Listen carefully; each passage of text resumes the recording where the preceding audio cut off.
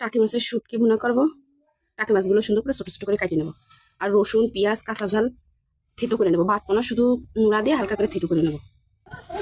শুটকি শুকনো খোলা একটু টেলে নেবো। শুটকি ভাজা হয়ে গেছে, এখন পানি দিয়ে সিদ্ধ করে নেবো।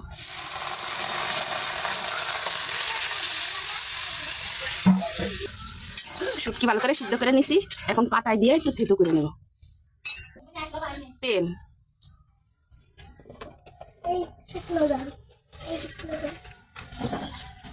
তেলের ভিতর দিয়ে দেবো থেতো করে রাখা রসুন আর পেঁয়াজ।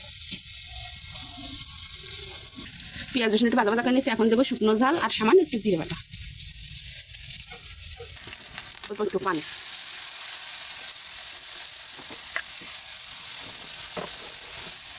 লবণ, হলুদ।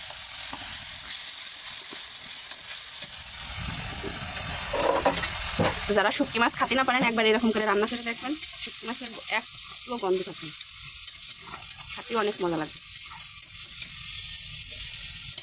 মশলা কষানো হয়ে গেছে, এখন দিয়ে দেবো থেতো করে রাখা শুটকি।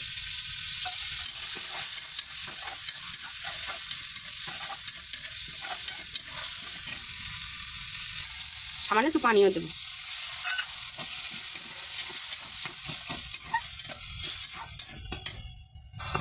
যারা শুটকি খাতে না পারেন একবার এরকম করে খাই দেখবেন, শুটকি মাছের পুরো ফ্যান হয়ে যাবে।